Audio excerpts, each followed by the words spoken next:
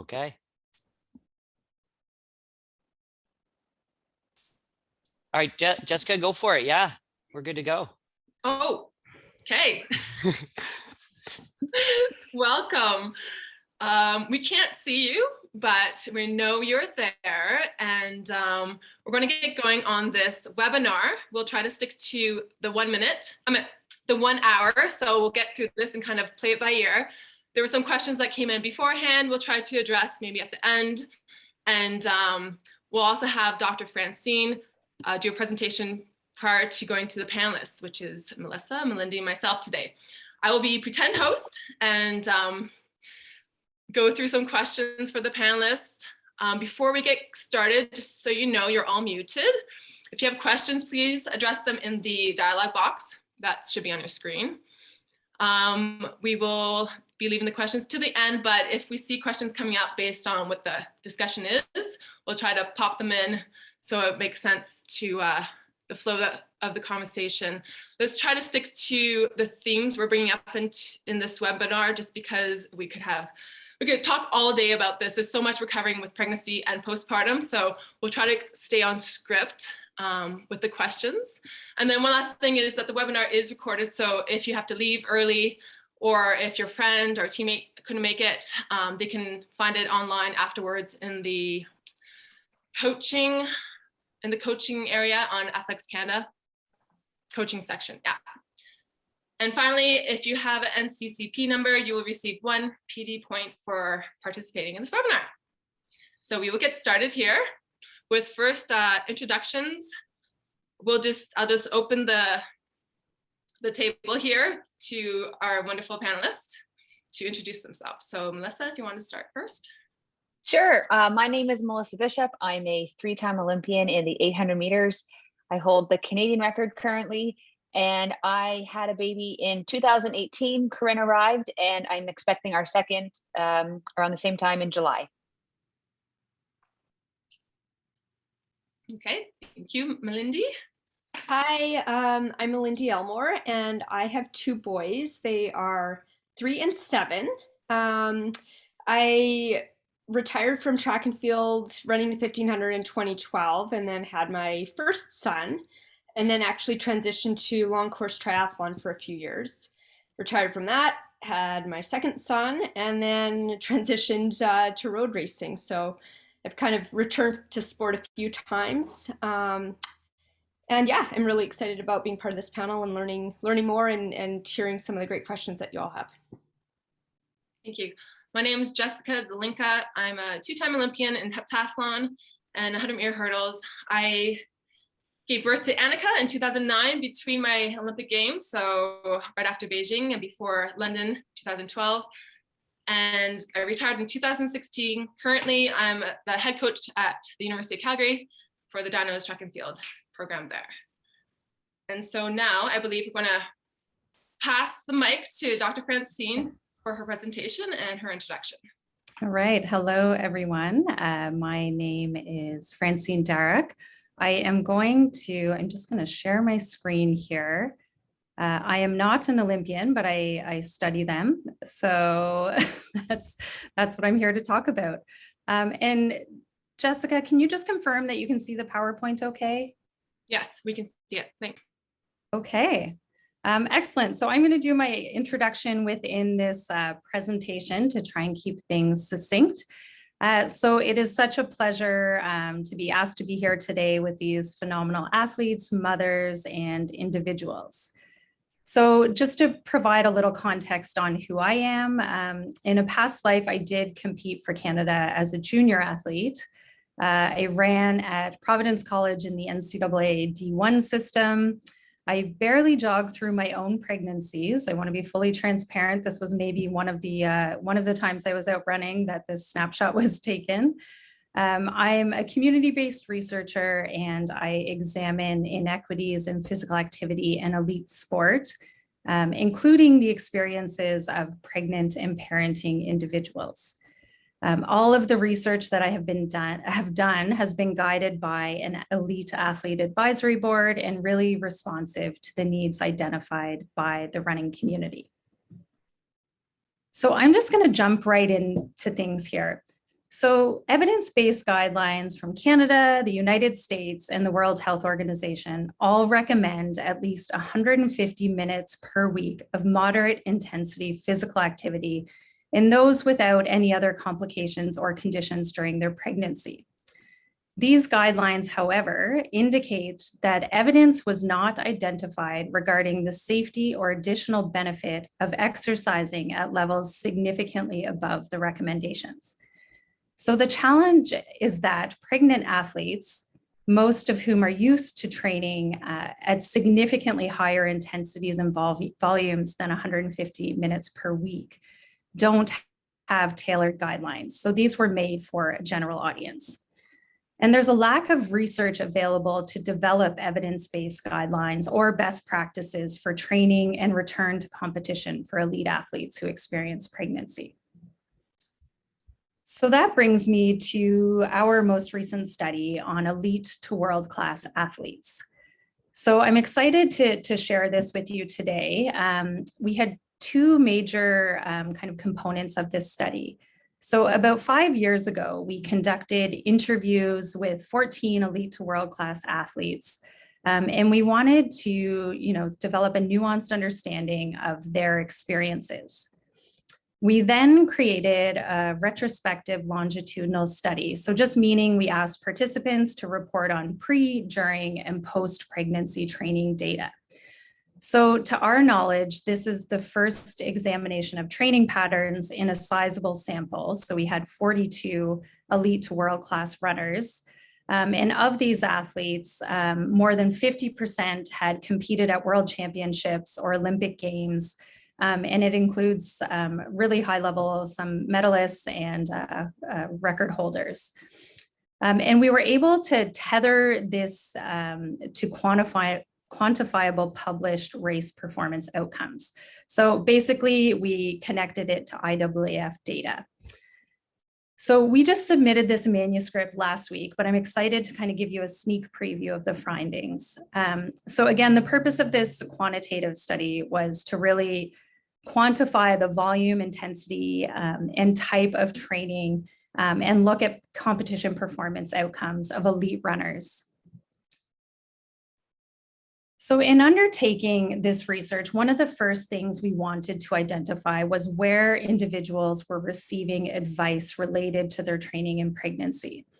So I know there's a large group of coaches here, and it's great to see you here. And in most aspects of an elite athlete's life and training, a coach is often the first person you go to for advice. Interestingly, you were very low on the list of sources for information on pregnancy and postpartum. So the vast majority of participants in our study identified fellow elite female distance runners who had been pregnant as the most reliable and trustworthy sources of information, followed, albeit not closely, by medical professionals, books, and then coaches. So ultimately what the women were revealed is that there's a lack of formal sources of information they could turn to for trustworthy advice about how to have a safe and healthy pregnancy while continuing to train. So these results really illuminate the need to meet female elite athletes' informational needs in terms of well-being during pregnancy. So just as coaches and athletes periodize training around major competitions, we saw that there was a similar process of periodization in order to conceive. So we learned that elite athletes, or we know that they tend to plan their pregnancies around Olympic or world championship cycles, around contracts, and around karting cycles. In addition to this, a quarter of our participants reported decreasing their training loads to conceive. And interestingly, close to 60% reported that they conceived while their training load was decreased. So this, in most cases, was an injury or an off season. In looking at training during pregnancy, in line with some other research that's been done with elite athletes, the participants in our study reported significant decreases in both training intensity and volume across all trimesters. So for example, on average, participants reported running around 114 kilometers a week pre-pregnancy. During the first trimester, they reported around 63 kilometers, and this decreased to 30 kilometers a week in the third trimester. So what I want to point out here is the wide range in volume. So as you can see indicated by the plus and minus on these numbers on this slide, if we look at the third trimester, for example, we can see that some folks were running upwards of 60 kilometers a week and others weren't running at all. The other interesting finding was that while intensity and running volume decrease, participants really upped the time that they spent cross-training. And, you know, interestingly enough, or not surprising actually, is that throughout their pregnancies, the participants in our study were maintaining volumes 2.5 to 3 times greater than the current consensus guidelines. And most importantly, this was without any significant adverse outcomes. When we looked at return to training after pregnancy, we found that participants started running on average around 6 weeks after having their baby. They returned to cross-training 3 weeks after delivery. And again, please note the ranges there. It really varies by athlete. These are very individualized experiences. And we found that 80% of, participants returned to full training, which we considered 80% of pre-pregnancy training load by approximately 14 weeks post-pregnancy. So as I mentioned at the beginning of the presentation, we were able to tether our data to IAAF scores to look at pre and post-pregnancy performances. So we found that participants with the intent to return to pre-pregnancy performance levels who were able to remain injury-free are able to perform at equivalent and improved levels post-pregnancy. So of the 60% of participants who intended to return to the equivalent level post-pregnancy, there was no statistical decrease in performance in the 1 to 3 years post-pregnancy compared to the 1 to 3 years pre-pregnancy. And we found that 46% had improved performances following pregnancy. It's also interesting to note that participants took part in fewer races after pregnancy compared to pre-pregnancy. So this is something we're exploring a little further now. So while these results demonstrate the exceptional training ability of these athletes, I want to point out some cautionary evidence. So over half of the participants reported an injury that delayed their return to training and competition postpartum. These were most commonly SI joint issues, stress reactions, and fractures. There was no statistical relationship between the risk of injury and the time off in training in the third trimester, nor with the type of delivery, so vaginal or C-section, or the total weight gain during pregnancy. So these injury outcomes didn't correlate significantly with any one approach to either training during and after pregnancy. So put simply, the results showed that there's no one way to train during pregnancy and return injury-free.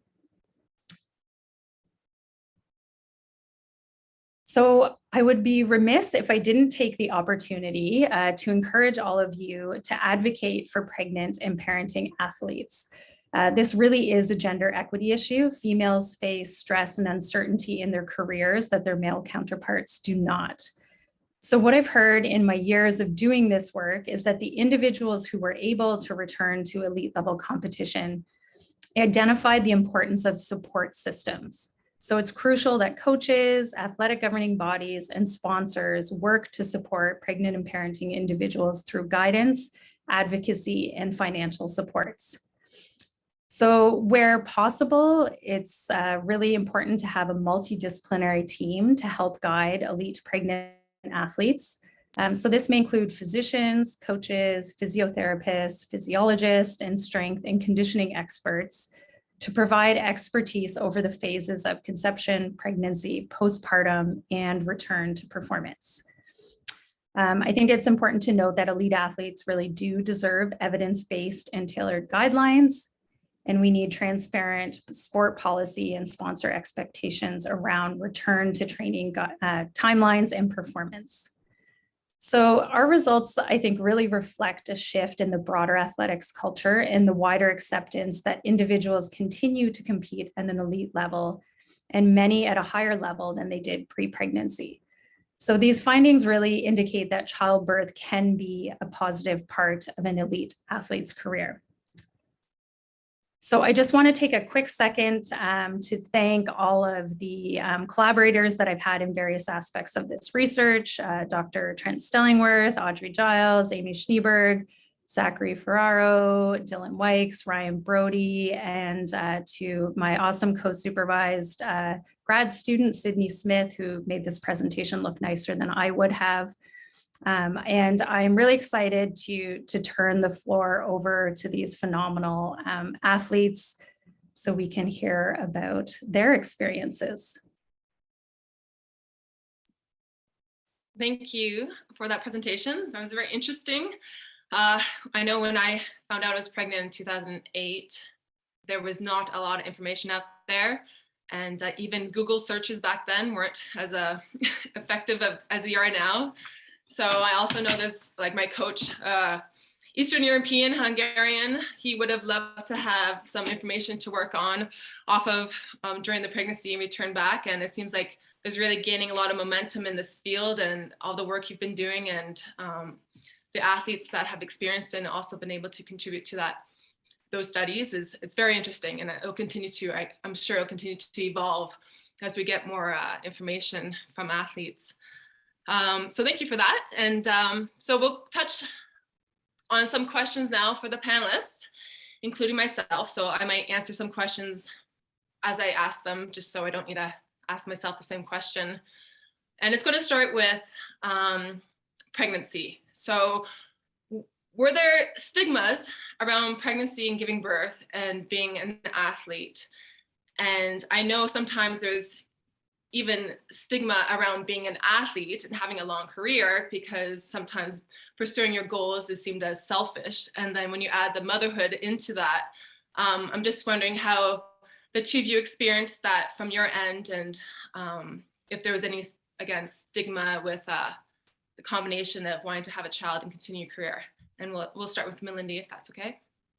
Sure. Yeah. So I think in my two experiences, I actually had retired from sport and wasn't really planning to come back to high performance sport. And it just sort of evolved post-pregnancy in both cases, where I just love to train and love to race. So I got drawn back in.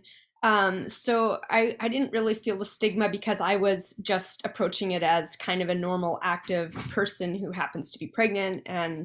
And in those cases, I think it actually really helped me with both my pregnancy and return to sport, because I didn't have a lot of expectation that I would get to a certain level afterwards. I wasn't identifying as a high performance female athlete who happened to be pregnant. I was kind of in the, like, I just want to do things for active, healthy living and to enjoy moving. So I don't know if I think my experience is probably quite different than, say, you or Melissa, who were, actively still pursuing your high performance careers. Mine just was kind of like a byproduct. Okay, well then, just to add to that, right now you're in California on a training camp, and I already heard the word guilt come out of your mouth. So we're already going off script, but how does it feel as an athlete now, in that whole stigma or guilt of motherhood that sometimes happens? Yeah, well, I mean, I think actually being a mother has helped me be a better athlete in so many ways. And it gives you a lot more, it gives you a lot of structure, and it gives you a lot of focus to your training, because now it has to matter, and I have to be really efficient. And I know that, for example, I'm in California for 11 days right now, and that people are working really hard at home to keep things together so I can have this opportunity to train for the Boston Marathon in 8 weeks. And even my training at home has a lot more efficiency and a lot more purpose that, I have to get it done between when my kids are at school or at daycare, and I can't waste time. But that actually, that urgency helps me.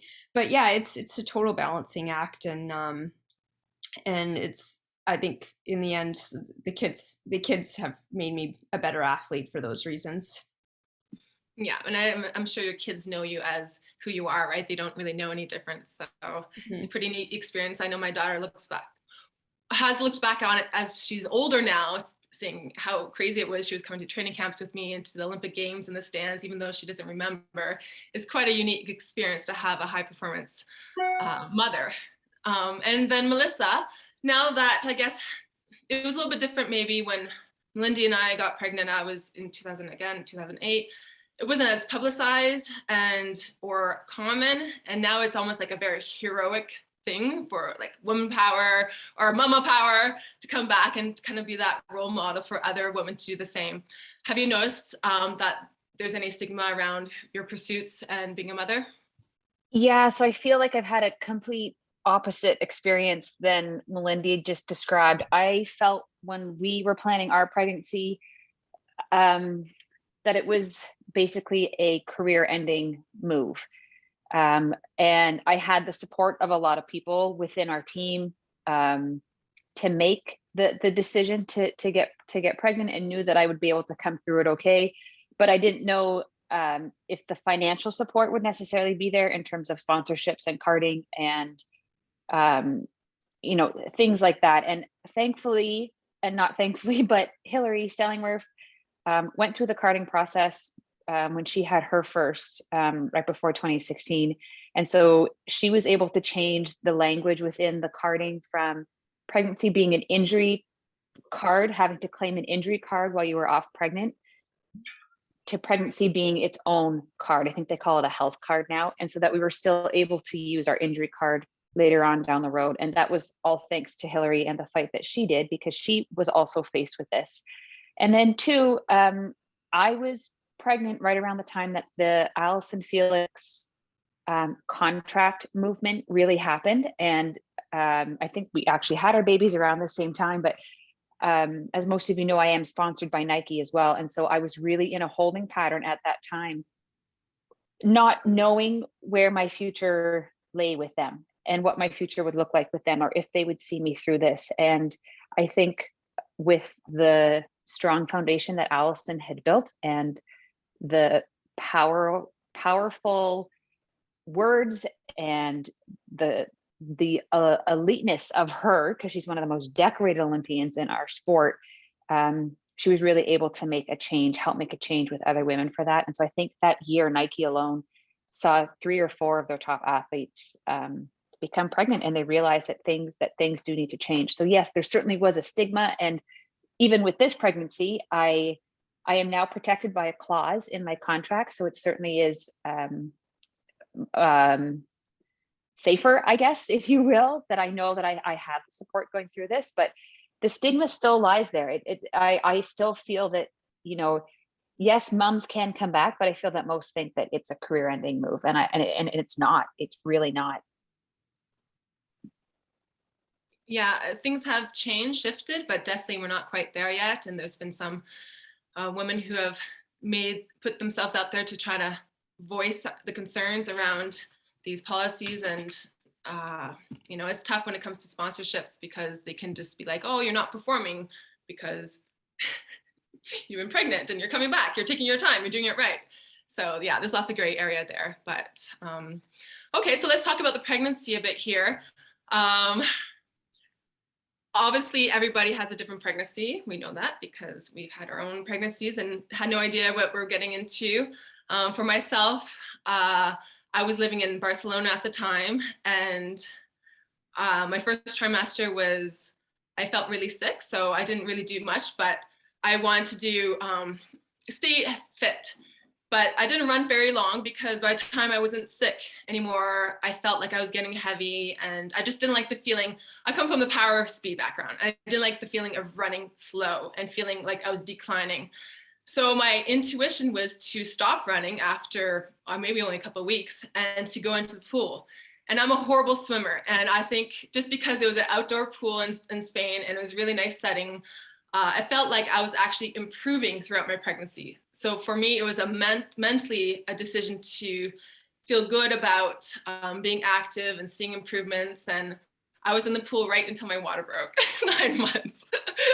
And so that's the direction I went with my pregnancy. My number one concern was that I wasn't doing anything that would interfere with the pregnancy. So based on my research in the first trimester, my thing was just to avoid overheating. That's the only thing I was going by over. And I'd love to hear about with Dr. Francine too, about those kind of guidelines for athletes, because we're all, in the end, we're all women and we all are having a pregnancy. So we should be following certain guidelines, whether we're high performers or not. But maybe let's talk about when the two of you started maybe with your first pregnancy and the concerns you had or the guidelines you were going by, and what happened versus what your expectations versus what actually did happen through that time. Melindy, do you want to start? Sure, yes. So again, kind of, I preface this with I wasn't training super hard, but the second time, I'm going to talk more about the second time. I was doing Ironman, and I got pregnant, and I wanted to be pregnant. And I talked to my, well, obviously, sorry, that I have a background, sorry that, but anyways, I talked to my triathlon coach, and he was like, just go based on your, like on your body's cues. I'm not going to give you a training plan, which I personally think is the best way, or at least it was the best way for me, because I think that you can be really type A about our training and following a plan, and then guilty if you don't do it. And I think this is a really good time to really be in sync with how you feel, and it changes day to day, week to week when you're pregnant. Like Jessica, I didn't feel great in the first trimester. I also didn't really love the feeling of running through pregnancy, so I kind of shut it down pretty early. And some people feel great right to 9 months running, and they're able to maintain a high level of running. But I think the important thing is that you give yourself the chance to actually listen to your body's cues and not force anything. So if you feel great, that's awesome. If you don't, then do something else. So I really respected the fact that I could just move and be active and be healthy like a normal person would be, instead of thinking, oh, I'm trying to stay fit for X, Y, Z. And my perspective kind of at the time is I'm going to go through birth at some point, which is going to be an experience that you have to heal from in itself. So it doesn't even really matter how fit you stay during a pregnancy, because my physio, she's awesome, and people who are interested in following her Mummy Berries is her Instagram handle. Melissa and I both worked with her. She's pelvic floor physio out of Kelowna. Anyways, she's like, treat it like an injury. And how would you return from an injury? You're not going to go out and just start training hard again. You have to go through that rehab process. So I thought, well, you know what? When I'm ready to run again and train again, I'll get back into training. So that kind of took the pressure off training through the pregnancy and maintaining high level of fitness. Just to follow up on that, is there anything you do differently that you did differently after your first pregnancy versus your second, that you kind of learned that you wanted to approach? It was more in the recovery. The first time, like a lot of people, I didn't know what I should do. And I thought, well, I'll just listen to my body. And my body told me I felt really good a couple weeks after he was born in July. And I jumped in on the track with some friends doing 200s, doing their workout, and basically I couldn't run again for 8 months because that was a bad idea, apparently. And then the second time working with Melissa DeSalles and Mummy Berries was, she really like held me back and was like, you can't do that kind of load right away. Like, we need to start with movement patterns again, breathing, regaining your strength before kind of doing like a walk run like you would from returning from a stress fracture, stress injury. You can't just go out and run 200s with your friends because it's fun. And so the first time I couldn't run for eight months after he was born, and the second time 6 months after he was born, I ran my first marathon and felt amazing. So, but I waited longer to start running. I waited 3 months after he was born to actually even return to run. And then from there I was good to go, because I'd done the little things. And again, her framing it as, how would you return from an injury, kind of resonated because I've done that many times. So it was like, okay, well, I can do that. I have to take these baby steps and respect that my body went through something significant and is changing, and, hormones with laxity, like, you everything that's involved is, you need to respect the recovery required. Yeah, absolutely. You learn a great deal of respect for your body going through pregnancy and labor and all that afterwards. That's what I kind of took into my postpartum training, is just like, yeah, listening to your body, taking it day by day. Now, Melissa, your situation was a little bit different in that you were probably feeling more pressure to get back into shape with the Olympics just around the corner. What was your focus during pregnancy and your training? So I was, we had planned the pregnancy, and by the grace of God, things like happened to the day that we had needed to get pregnant, I would say to the week. And so I was really trying to stay as fit as I could through pregnancy, because I was eyeing the World Championships in 2019, the following year. So by the time I had Corinne in July, I had nearly an entire year to get ready for the World Championships. And I'll be very honest, I was so naive through the entire training through pregnancy process. And I was already working with Trent at the time, Trent Stellingwerf. He had helped Hillary come back from her pregnancy. And so he was kind of giving me like the lowdown, like, okay, this is how you're going to feel, reach out to Hillary, reach out to Melindy, kind of forewarning me. And I had talked to other moms who had run through pregnancy right up until their water broke. I was on the elliptical, I was doing this, and that was not my pregnancy at all. I stopped running probably at 16 weeks because I had these really, really painful varicose veins. My body wouldn't actually allow me to run anymore. So I transitioned to the pool and to the bike and to the elliptical. And I lived on those things right up until, I would say, the last 2 months of pregnancy. And then it was really just around enjoy being pregnant and enjoy getting ready for the baby. And just really at that point, exercising for the fun of it, not to be prepared for the World Championships. So the first half was really, the first trimester, I felt really good with that pregnancy. We did as much training as we could. We fit it all in that first, even second trimester, because I felt so good. And then the last trimester was, okay, let's just back off here and give yourself a chance to get ready for birth, which in itself I was not prepared for at all. But I think it was better for me, actually. It was just kind of an afterthought, like, oh, the baby actually has to come out. Like, I didn't actually think about that whole process until I was in labor. But then the return from that was also, it was quite tight. The timeline was quite tight. And so I started running again, probably around 6 weeks. I also treated it like an injury. I think that's the best way to put it, Melindy. We started with a walk run. I actually started with walks for the longest time. We would walk for, Corinne and I would just take the baby out for a walk. And then we transitioned to a walk run. And then eventually we got up to running a couple times a week. We were supplementing with cross training, and then the injuries just started pouring on. And I will say it was very hard because I felt the pressure of making that World Champs team. And I will say I was very close.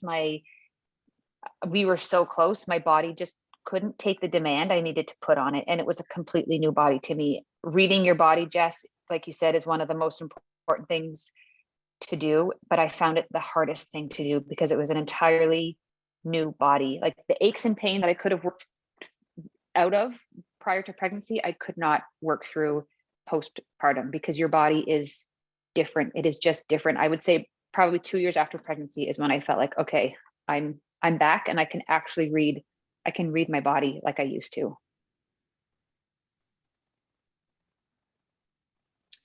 Thanks for sharing that story.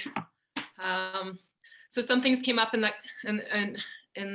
what Melissa was saying there around injuries and prevention and different ways of approaching training and listening to your body. Dr. Francine, I'd like to know if there's anything, any red flags that are women can be aware of in either preventing injuries or if there's a lot of pelvic floor issues that come up, stress fractures, even the diastasis rectic, when you're separate through your abdomen. You can unmute yourself when you're ready and correct me on that. And then the SI issues and all that. So a lot of women are a bit nervous about these things because some of them are more permanent, like pelvic floor issues and not being the same afterwards. And then obviously the abdomen stuff, not having that come back in after pregnancy. And mostly to know, like, are we doing stuff that's going to harm us in the future? Because those things we want to know whether we can be proactive with it or what to avoid. Yeah, so I wanted full disclosure, I am not a medical doctor, but the research paper that I shared the information on, we have Dr. Ferraro is an OBGYN. And so, you know, I consulted with him a lot, even before this panel, on advice that he would give to, you know, coaches and maybe individuals who will become pregnant or are pregnant. And the things that the takeaway messages he shared with me were that it's important to decrease the training volume and load as gestation advances, and you know, a general focus on fitness rather than running per se.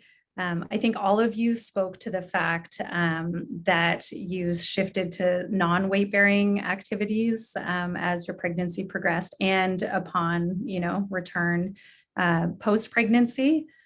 And he really suggested paying very close attention to how your body is changing in pregnancy, which I think is something that as athletes, people are pretty in tune with their bodies. And to pay attention to any signs of like MSK changes and really modify your program as necessary, which again, it sounds like all of you have spoken to doing that and experiencing that. And it really, like his takeaway message was to listen to your bodies, to not brush off pain and discomfort as a normal part of pregnancy or postpartum recovery.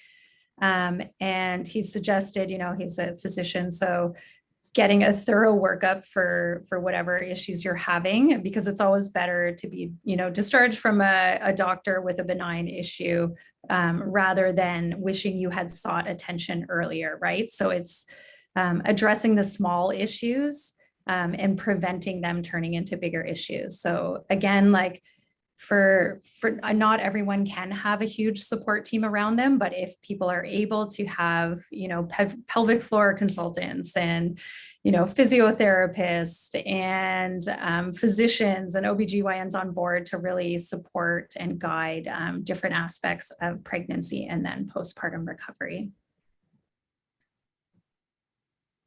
Thank you for answering that question for us. And yeah, even if you do everything right, you know, you can't still expect things to go perfectly in the way you'd imagine. And the main thing is the health of the mother and the child when it comes to these things. And I think when we're pregnant, we have that intuition to kind of follow that instinct as it is. But yeah, definitely to have the experts be involved if we can, it's very, very helpful. It gives that sense of peace of mind that we're doing things right and we can be confident that we're doing everything safely for everyone involved, like the baby. Okay, so we're going to go on to, I think we talked a lot about the pregnancy. And so we'll go a bit more to the postpartum experience now. Is there a definition of postpartum, Dr. Francine, that you guys go by in terms of your studies? Is it just when the person feels like they're back at it, or? So it's defined kind of differently. Typically it's up to like 6 weeks postpartum. And this is when a lot of the hormonal changes of pregnancy are still happening. And it takes time to revert to that postpartum body. So, and then we typically switch to post-pregnancy beyond any time point beyond there. Okay. Okay, so I will redefine this conversation around post-pregnancy training, because I know that, you know, breastfeeding might have been involved as well, and it could have extended months and months later as we were trying to train and all that. So around postpartum training, what was the question is, what's the most difficult part about returning to elite sport? And I'll talk quickly on my experience. And actually, I didn't even think of these questions for myself. So the hardest part in returning back is, I guess, having two identities. For me, I only had the athlete identity prior to having a baby, and coming back and having motherhood as well as elite athlete, it was an identity change for sure. And whenever someone goes through an identity change, there's a transition that's required, and all that pushing and pulling of who am I? Should I be doing this? What's the point of this? I should be at home. All those questions come up, whereas before is crystal clear. This is what I'm going for. I'm young. I can do this. I have the support. And a part of that, though, helped me to transition back, because I naturally, when I had to leave the house to go to training, I naturally kind of turned on my athlete identity and say, this is the time, kind of like Melinda said before, this is the time I need to focus on training. I felt it was exhilarating, because it was just like a freedom and excitement of almost surreal, like I'm back training again, but how can this be? I'm a mom. Like I never imagined this for myself. So it was a surreal experience to come back and have my coach there and us just like laughing at like coming back, having a baby, having our training times around my breastfeeding time. It was different times for sure. But then when I went home, it wasn't like contemplating and going over my mind about training. Oh, I could have done this, or that didn't go well, or this went really well. I literally shut it off again and went back to mama mode and tried to be efficient in that role as well. So my coach, that's the first thing he noticed, was actually my training was much more focused and efficient. And that's how it happened for me, and it actually made me more focused when I was training and more efficient. And we just didn't linger on and just, you're there to do a job, and I go home and it's the next role I jump into. So maybe let's start with Melissa this time, if you want to talk a bit about your post-pregnancy experience of returning to training. Yes, I think the hardest part for me was one, having to deal with the injuries. I didn't expect that there would be that significant of an amount of injuries, but I think that was part and due is because we were under that stress bubble of trying to get ready for Doha, for the world champs. And like you, I exactly had those exact same feelings. Like I felt like I went to the track and I did my workout, and that was the time for me to focus on what I needed to do. And I was very efficient and I was very good at it. And then when I came home, I was home, like work was work, home was home. But the hard part was certainly the injuries. Like I was forewarned about it, but I felt like I couldn't make it 4 weeks without a new injury popping up.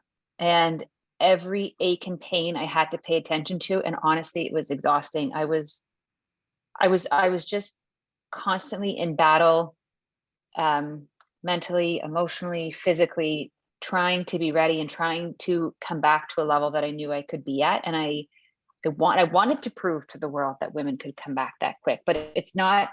I mean, now that I'm out of it, it's not about that. It's really, every woman will have their own journey post-pregnancy, no matter what that journey is. And you have to be able to respond to it in the moment and learn from it. And I can say with a whole heart that this time around, I don't know that I'll put that pressure on myself to be that hard on myself, even, because it is an experience in its own. And it is you should treat it as an injury, the birthing process, because it is quite hard on your body. So for me, it was the injuries, but live and learn. Yeah, for sure. It's hard enough, having motivation to pursue of such a big goal after, giving birth and having new responsibilities, never mind being set back every 4 weeks. That must have been extremely frustrating. It was. And at any point, did you think this is not going to happen? This is not my goal. We got to nationals that year, and I was feeling really good going into nationals. And and I was going to go overseas and chase standard because I didn't have standard. And then like within days, you guys, another injury came up, and I just remember calling Trent in tears and talking with Penny, my sports psych, and I just said, I can't do this. I'm exhausted. And I ended up just taking the rest of the summer off, which was probably 6 weeks. And it was the best thing I ever did. It's what my body needed. It's what my mind needed. It's what my family needed. And I have never looked back. I have not sustained an injury as bad as anything in that year since. It was the best thing. I needed rest. My body needed rest. Yeah. Okay. Thank you.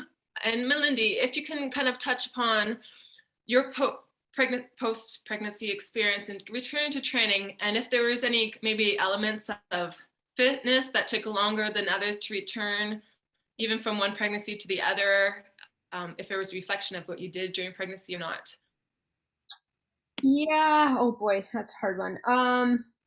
The first one was definitely harder on my body, and I have a theory that people, I don't know if it's true, Francine, maybe there's some research, but that you bounce back quicker after the second, because I feel like your body kind of is like, oh, I've done this before. I know how this goes. I can heal from this. Where the first time was like, oh my goodness, what is going on? So I had a much harder, more difficult time on my first child than my second one. And what I actually found, thinking back to my first child, that one of my biggest challenges was actually time management and finding the time during the day I was motivated. I was highly motivated to get active and healthy, like many people are. And then you realize, gosh darn it, those babies, they don't read those little nap schedules, sleeping schedules. They're supposed to nap like how many hours a day? And literally every time you get the baby put down for a nap and you think now you've got an hour to jump on the elliptical or jump on a bike, which is what I was doing with my first child, that baby's not going to nap. That baby's never going to nap when you want the baby to nap. And it would take, 3 hours to get a 30-minute run in, because on my treadmill, I had something at home. It's off on the treadmill because the baby's not keen on this, or, doing like having, again, when we talk about family support, I would do loops of our neighborhood on my bike, and I'd ride by my house and my husband would give me a thumbs up or a thumbs down kind of symbol, because babies, just, you have to be all in for the baby for a while, and they're going to cluster feed and they're going to nap and they're going to not nap, and you're the baby's person for that postpartum, post-pregnancy period of time that the baby needs. And I think there's a lot of pressure from women, like, oh, I got to get back at it, and I got to get back into, my own goals, and get my body back, etc. That baby is literally a baby for like a flash. Like, I know it's cliche, but they grow up so quickly. And sometimes I wish maybe I should have just sat on the couch longer and just held that baby, even though I know I did plenty of that at the time. But it feels like it's taking forever for them to grow up and to get into a nap schedule and get into a feeding schedule and sleep through the night. But then now, most of us here, we have kids already who are in school, and we still remember this period so acutely, right? So I think it's just like trying to really enjoy the process and not rush it is my biggest takeaway. Yes, and I think that's great advice for every mother and parent involved, right? Whether you're training or not. It's so true. Okay, so we have about 5 more minutes here. And so if you have any questions, you can add them in now while we answer one last question here. I think we didn't touch upon support. I know Melinda just mentioned support there quickly. Let's talk about support in whether it's the coach or you're a spouse or a significant other. It can be during pregnancy or postpartum, post-pregnancy, any kind of angle you want to take. Maybe just talk about the support system you had in place. Want to start, Melissa? Sure. So any woman in professional sport, I think, at least in our world, track and field, we don't get maternity leave. So my husband was able to take paternity leave. So I had him at home with me during the post-pregnancy phase. And so he was a massive support to me while trying to come back. I could jump on the treadmill and know that she was okay. She was taken care of. She was fed. I could go out for a run. Training camps became a family affair. because you don't want to be away from the baby and you don't want to be away from your family. And on that note, I will say that I did have the support of Athletics Canada, and I had the support of Trent, my coach, and I had the support of sponsors like B210 and Nike, that allowed me to bring my family with me and be on the road with me. That was huge. That was a game changer. Like I couldn't imagine being on the road as much as I was and them not being with me. And I know that sometimes you don't have that choice, but I was very fortunate to have that choice. So yeah, I definitely had a lot of support. We don't have family close by. So we relied a lot on neighbors. I had friends come over for 30 minutes between feeds so I could go out and get a run in. You build a community around you, and you lean on them, and people are more than happy to help. Absolutely. Melinda, did you want to add anything from your experience? Yeah, you get pretty resourceful. I'm lucky my family does live nearby and they were really helpful, but I think actually the best thing I did was get a YMCA membership, and you can go at 6 weeks old, the baby can go to childminding. I don't know if this happens with COVID now, but when my kids were little, and I would just make that part of our daily routine. I'd go down to the YMCA, I'd get 80 minutes, and I would take my phone with me because neither of my babies would ever take a bottle. They were, they really wanted me when they were hungry, and I didn't want them to be hungry. Obviously, nobody wants their child to be hungry. So I would just do like 5 or 10 minute loops. They'd let me run outside, and I could just do kind of like a loop around the playing fields. So I was happy. That support system, like there are support systems in place. It's really hard. It's really hard for a lot of people. A lot of people don't have spouses that can take paternity leave or have support systems at home. So I guess my other thing is if you can invest in an elliptical or treadmill or bike trainer or something that you can do at home that's super convenient, you can jump on when the baby happens to nap or when your spouse gets home, then that really also helps and takes out like commute time, and hopefully you can get on before you get too tired and lose your mojo as well. Okay, thanks, Melinda. I'm going to talk quickly about my support in the coach's perspective for coaches. Now that I'm a coach, I appreciate things that help coaches. For me, Les Grammatic was the first person I called when I was in Spain to tell him I was pregnant. That was before I called my parents. And his reaction was just like, oh, I knew you were going to say something like that, which I have no idea why. And then the next comment was, I have your back, kind of deal. So it's important for the athlete or the spouse or anyone to know that you have their back. And I think that's the main thing, knowing that we're in it together. It's not just about me and the journey on my own. And I feel like I can share it with other people. It's so important to share our journeys. And nowadays we can on social media and with our fans and community, but more so with the people close to us to know that they make a huge difference when they're there, no matter what happens. So that's my take on the support from my experience. So we have a couple questions here, and thank you panelists for your wonderful answers. And I think we only have 5 more minutes here. So it looks like there's only one question in the box. And it says, post-pregnancy, at what point did you feel like you could implement a schedule where you could plan training around the baby's needs? So we kind of touched upon that a little bit, but does anyone want to? For me, I'd say both of them was anywhere between 6 and 10 months old. 10 months really seems to me stabilizes things. Baby's eating more, breastfeeding less, baby is napping more predictably. Sleeping through the night is key, so you have better energy and can plan to feel okay most days. So I think people need to consider basically a year, but when it's all said and done, to really know what you're doing, or semi. Yeah, I think with ours too, Corinne was like, she wasn't sleeping through the night till she was over a year old. I think it's very dependent on the baby.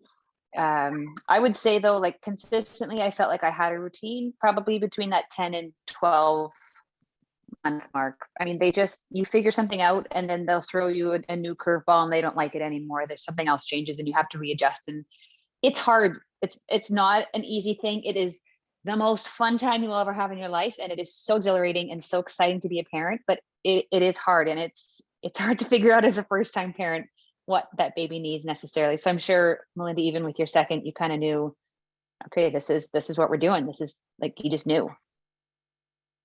Yeah, and even for well-being, to get into routine, obviously our whole lives are around the baby's routine, but for the mom to have a routine as well, it's super important too, to know when you'll have your time and you can have your downtime and exercise time.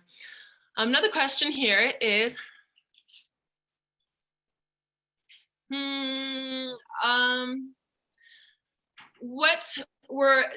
so Dr. Francine didn't necessarily, she's not, a specialist in this, but did Melinda or Melissa have any tips, or did you go see a specialist in the pelvic floor area to do exercises during pregnancy, postpartum, and all that? I know I went to saw a physio and she went up in there and did some good work to see what was happening. I can't believe that anyone wouldn't do that after having a baby, really, because you get some scar tissue and tightness on one side and the other. And then obviously the exercises. Did you have good support there? I'll say pre-pregnancy, I didn't have anything until 2 days before I was due. Melinda called because she told me about Melissa at Mummy Berries. And so, I was too far in at that point to do anything, any changes drastically, but Melinda did introduce me to Melissa, who then helped me just with some visualization techniques for my pelvic floor during labor. And now I have contacted Melissa again very early on in my pregnancy, and I'm working through her program right now. And I think Melinda, you can speak to that more, but that was my first introduction to pelvic floor physio. Not that I hadn't heard about it, but Melinda basically made it as like a red flag go off that, oh, maybe you should pay attention to this. Yeah, so Melissa DeSalle, who quite likely is here today. So hi, Melissa. Yeah, hi, Melissa. She is so passionate about this topic, and from her own experience as a physio, giving birth and not having the resources she needed to recover from her own birth, she really dove into becoming a pelvic floor physio with a specialty in postpartum and pregnancy and postpartum return. And she's created this online community and online program called Mummy Berries, so you can sign up and follow her through this program, both pre and postnatal. So my second time as well, you learn so much from your first pregnancy. And the second time you're like, aha, okay, this is what I need to do. And the biggest thing I think I learned, one of the biggest things I learned from Melissa was, there's this emphasis on like having a strong pelvic floor and doing Kegel exercises. And then she's like, no. You want to learn how to relax during pregnancy during delivery, to minimize any kind of injury you may sustain. So it was really like flipping the switch of like with breathing and visualization, like how you can let this baby hopefully be birthed with as little injury as possible. And then, helping again on the recovery of how to slowly build up again and what the red flags are. And, I was lucky because she's based in Kelowna, so I could see her in person and she could really help me walk me through these exercises in person, but online it works too. And then again, just the key recovery, what are the red flags? Like if you're running and you're adding too much volume or intensity, are you getting leaking? That sort of thing. Like that's a sign you're overdoing it to your body. So she was a resource to be like, okay, well, this is good that you've gotten to here, but now it looks like you've gone above your threshold. So let's back it back down again. And I think really like pelvic floor physio is covered through MSP. It's not covered through MSP, through extended health benefits. So if you can book even 1 or 2 appointments with a local person in your community, that's invaluable.